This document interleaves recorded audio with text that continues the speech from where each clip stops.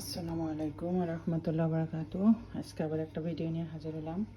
সকালবেলা মেহমান আসবে ঘরে। দেখেন আমি এখানে রসুন, এখানে পেঁয়াজ, এখানে কাঁচামরিচ কাটিয়ে নিলাম, আর এখানে আছে টমেটো। এগুলো কাটি ছোটো ছোটো করে টুকরো করে নিব, নিয়ে এটা সস বানাই দিব। আমি ফ্রাই প্যান বসাই দিছি, ফ্রাই প্যান গরম হয়ে গেছে। এখন ফ্রাই প্যানে এক এক করে রসুন দিয়ে দিলাম,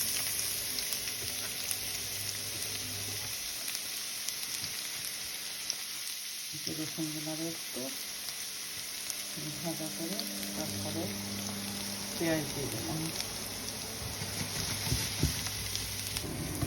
পেঁয়াজগুলো একটু ভাজা করে দিচ্ছি।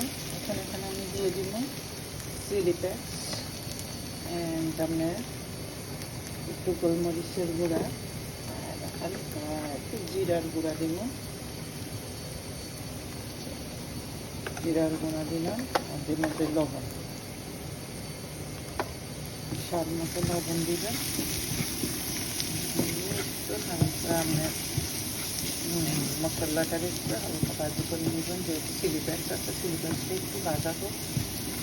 ভাজা হলে আমরা এখানে দিয়ে দিব টমেটো, একটু করে রাখা টমেটো দিয়ে দিলাম। এগুলো এখন একটু ভালো করে ঢাকনা দিয়ে রাখলাম, তো এগুলো একদম সফট হয়ে যায়, যেহেতু সস বানাই না।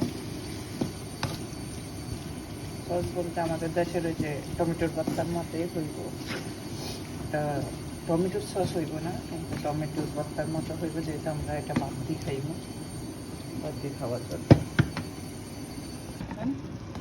2 চামচ সস, যে সস হয়ে গেছে।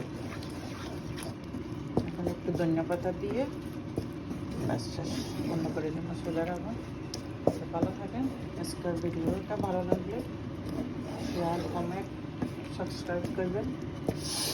আল্লাহ হাফেজ।